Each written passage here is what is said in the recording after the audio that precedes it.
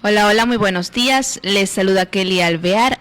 Hoy, viernes 10 de julio de 2026, estamos conectándonos con ustedes a través de UNPG TV en Facebook para entregarles lo más reciente en cuanto a noticias, como siempre, de lunes a viernes a partir de las 10:30. Vamos a iniciar con los titulares. Sean todos ustedes bienvenidos. Vamos a ver cómo estará el precio de las gasolinas y el diésel desde el 12 de julio. Un adelanto, van a subir 5 centavos. BIES entregó más de 1,5 millones en créditos de lo que va del año 2026. Así también 5 detenidos por el asesinato del gerente financiero de la UDLA en Quito.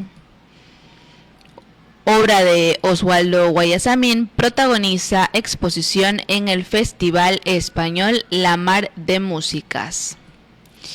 También fenómeno de El Niño probablemente estará entre los más grandes registrados según una agencia de los Estados Unidos.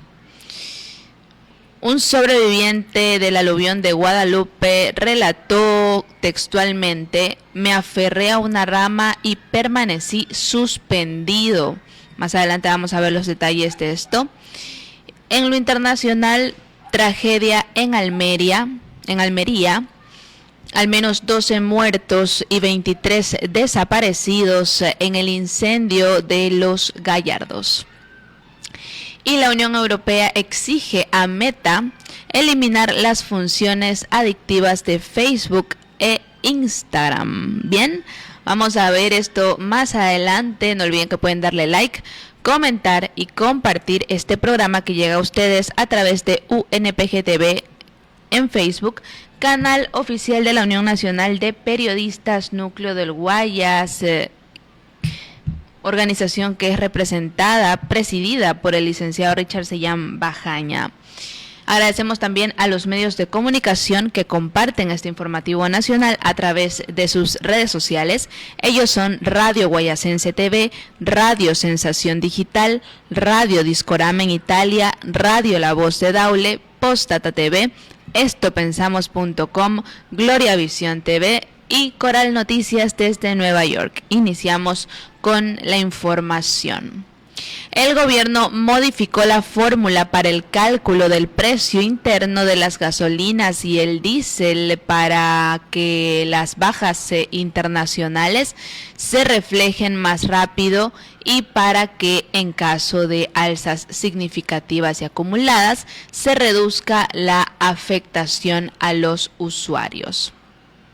Según Ivo Rosero, de la Cámara Nacional de Distribuidores de Derivados de Petróleo del Ecuador, CAMDEPE, se estima que la reducción del precio de los combustibles este domingo 12 de julio de 2026 sea de 5 centavos, tanto para las gasolinas Extra y Ecopaís como para el diésel. Es decir, las primeras pasarán de $3.35 a $3.25 y por el galón, mientras que el segundo bajará de $3.26 a $3.20 por galón, aunque en un comunicado de la Secretaría de Comunicación de la Presidencia de la República se afirmó que la nueva fórmula será de aplicación inmediata desde la Agencia de Regulación y Control Hidrocarburos, ARCH.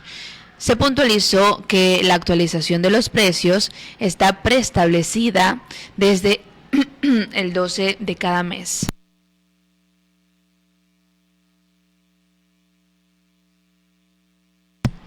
Disculpen.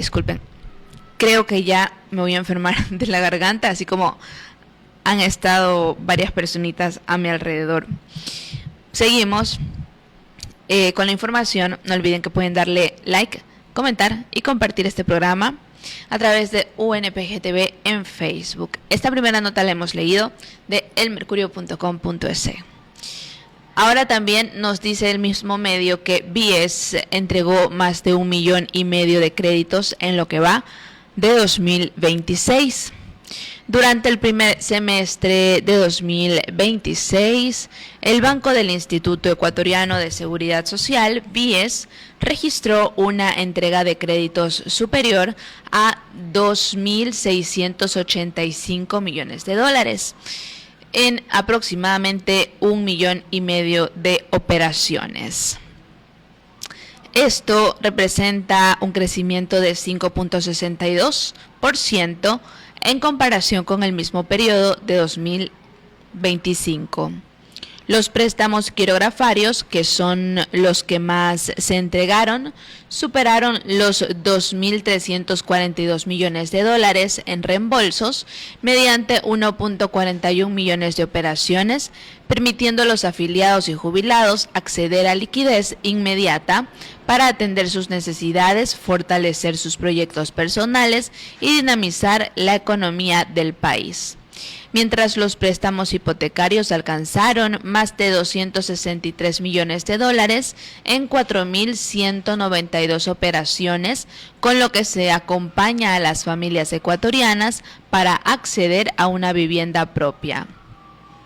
Además, mediante los préstamos prendarios, la institución otorgó 80.11 millones de dólares en más de 71,000 operaciones, brindando financiamiento inmediato y seguro a la ciudadanía con sus joyas como garantía. Desde noviembre de 2023, cuando inició el actual gobierno, hasta junio de 2026, el BIES colocó más de 8.675 millones de dólares en 4.86 millones de operaciones, impulsando el acceso al crédito y contribuyendo al desarrollo económico del país. Continuamos con la información y ahora el medio vistazo.com nos indica que hubo 5 detenidos por el asesinato del gerente financiero de la UDLA en Quito.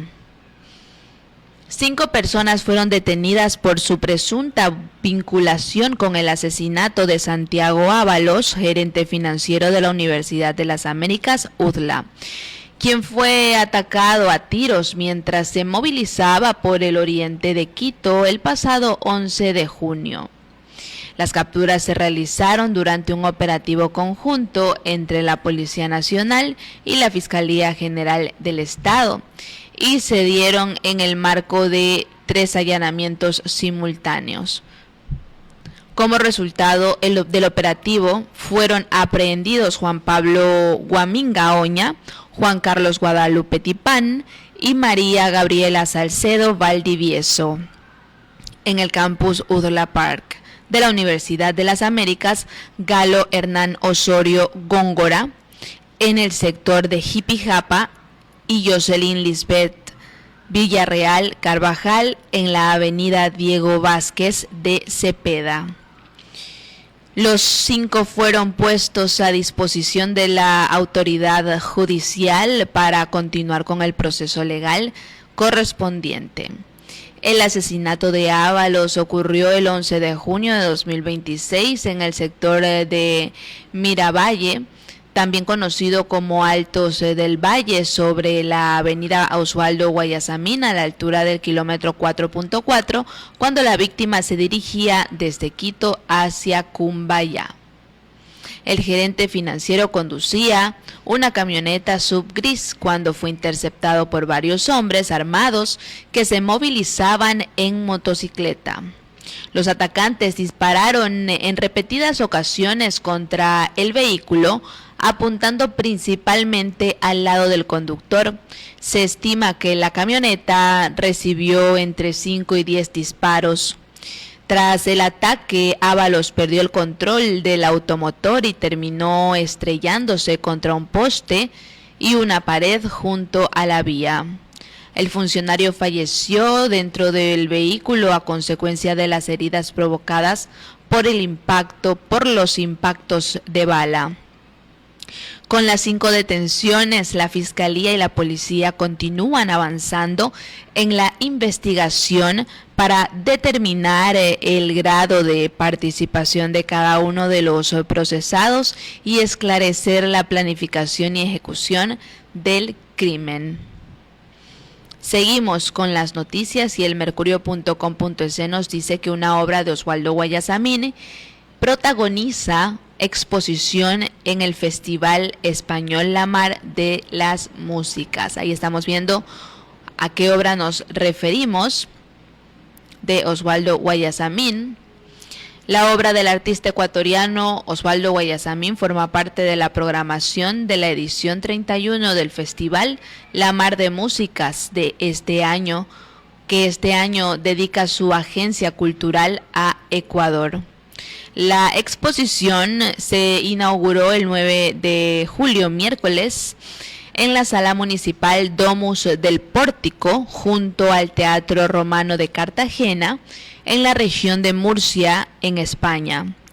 Permanecerá abierta al público con entrada gratuita hasta finales de septiembre. La muestra reúne una selección de grabados realizados por Guayasamín entre 1980 y 1985 para ilustrar de novo orbe décadas orto. Esta obra del humanista Pedro Mártir de Anglería se considera uno de los primeros relatos sobre el descubrimiento y la conquista de América. En conjunto forma parte de uno de los proyectos gráficos más importantes del artista ecuatoriano. Durante 5 años se produjo 57 piezas originales entre litografías y aguafuertes. En estas interpretó distintos episodios de la historia del continente americano, desde una visión marcada por la entidad, la memoria y las consecuencias de la conquista. La exposición permite apreciar tanto la fuerza expresiva como la figura humana característica de la obra de Oswaldo Guayasamín, como el contraste entre los momentos de esperanza y los episodios de violencia que marcaron la historia de América. Seguimos con el desarrollo de la información. Cambiando de tema, el mercurio.com.es nos indica que el fenómeno de El Niño probablemente estará entre los más grandes registrados, según una agencia de Estados Unidos. El fenómeno meteorológico de El Niño ha ganado fuerza durante el último mes y es muy probable que se sitúe entre los más grandes jamás registrados cuando alcance su punto máximo entre octubre y diciembre, señalaron el jueves los pronósticos estadounidenses. El Niño calienta las temperaturas de la superficie en el centro y el este del Pacífico ecuatorial, desencadenando cambios globales en los patrones de vientos, presión y precipitaciones. En su actualización más reciente, el Centro de Predicción del Clima, CPC, por sus siglas en inglés, de Estados Unidos, señaló que existe un 81% de probabilidad de que entre octubre y diciembre se produzca un episodio de El Niño muy fuerte, que se ubicaría entre los eventos más grandes de este tipo en el registro histórico que se remonta a 1950.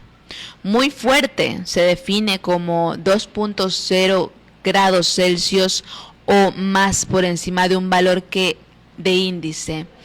El CPC también estimó en un 97% las probabilidades de que el fenómeno persista hasta comienzos de la primavera boreal, otoño austral de 2027. Los episodios de El Niño suelen tener efectos indirectos en todo el mundo, entre ellos condiciones más secas en Australia, inviernos más lluviosos en África Oriental y el sur de Estados Unidos y temperaturas globales más cálidas en general.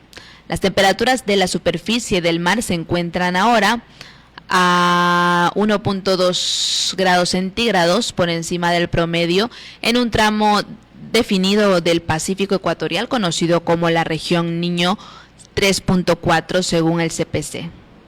Combinadas con el calentamiento de las aguas bajo la superficie y los cambios de los patrones de viento y presión, el sistema océano-atmósfera reflejaba el Niño intensificándose. Si bien el Niño suele alcanzar su máximo entre noviembre y febrero, el repunte de las temperaturas se produce normalmente más tarde.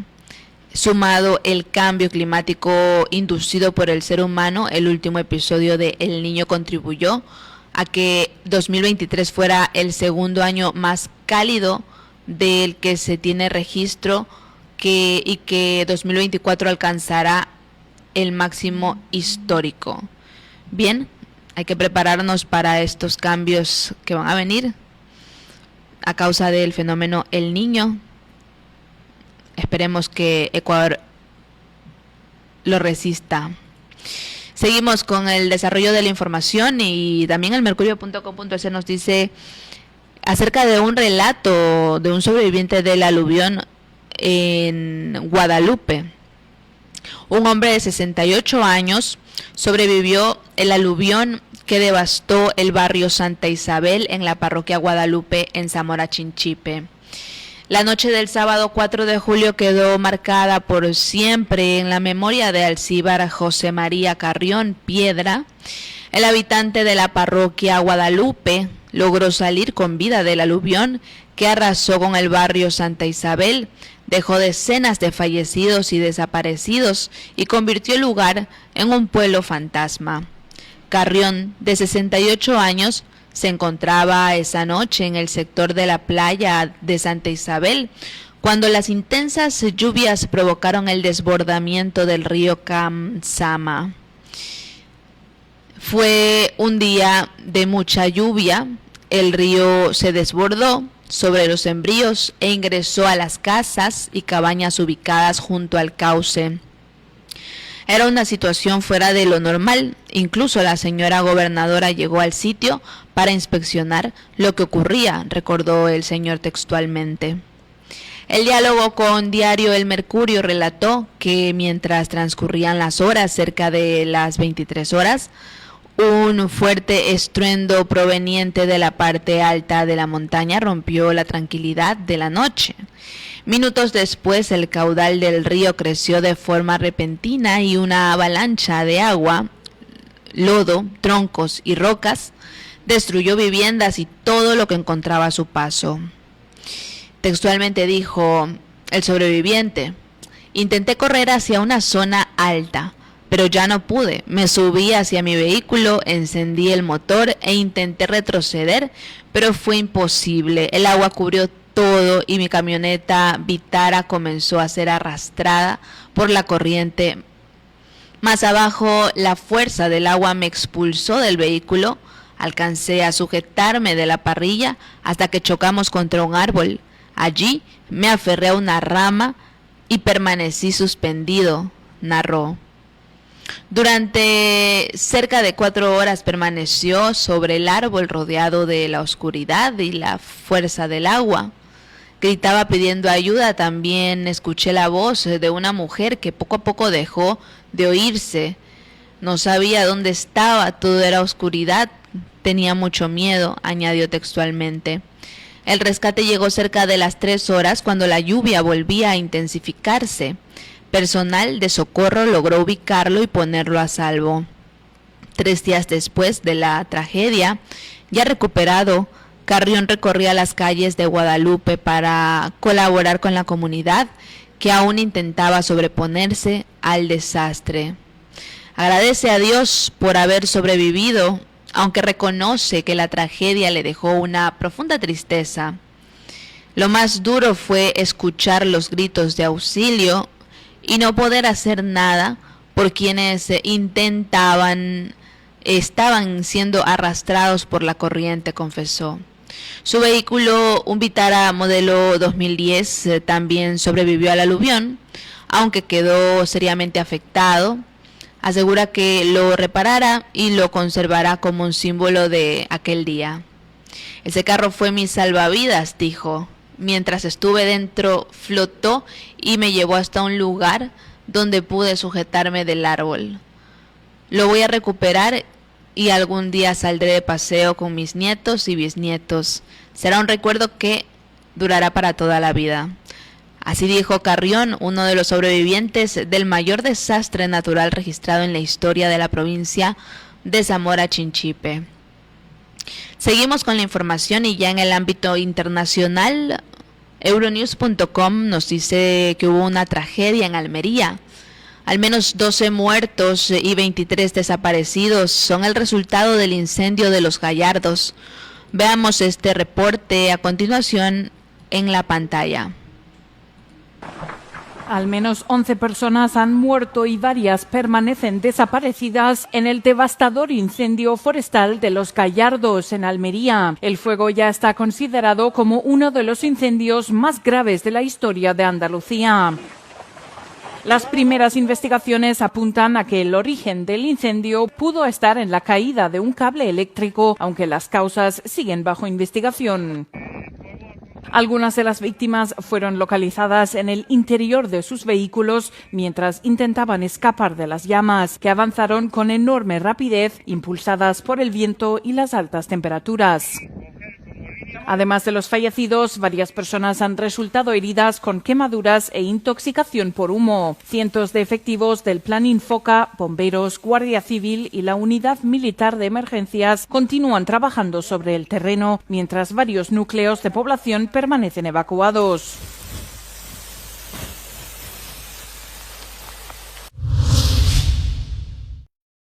Bien, seguimos con el desarrollo de la información internacional gracias a Euronews.com y también nos indica que finalmente la Unión Europea exige a Meta eliminar las funciones adictivas de Facebook e Instagram. Veamos este reporte en pantalla. La Comisión Europea concluye de forma preliminar que Meta incumplió la Ley de Servicios Digitales, lo que podría derivar en una multa de miles de millones de euros por diseñar sus plataformas para fomentar el uso adictivo entre los jóvenes. El escrito de acusación de la Comisión Europea señala funciones como el desplazamiento infinito, la reproducción automática de vídeos y las notificaciones push por fomentar un uso compulsivo de las plataformas. Los investigadores concluyen que Meta ignoró datos internos sobre el impacto negativo del uso nocturno de sus plataformas en el bienestar de los adolescentes.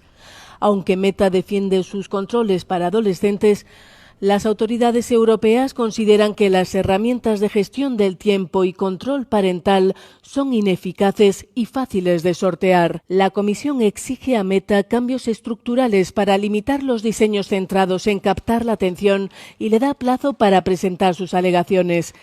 Si se confirman estas conclusiones, Meta podría afrontar una multa récord de hasta el 6% de su facturación global anual, que superaría los 11.000 millones de euros. Y bien, de esta manera estamos culminando con la revisión de las noticias más recientes de hoy, viernes 10 de julio de 2026, en este su informativo nacional que se transmite de lunes a viernes a través de UNPG TV en Facebook para entregarles el resumen de la información más relevante de los distintos medios de comunicación a nivel local, nacional e internacional. Yo soy Kelly Alvear y les deseo que tengan un excelente fin de semana. Gracias por conectarse con nosotros. Nos vemos el día lunes. Que les vaya bonito. Chao, chao.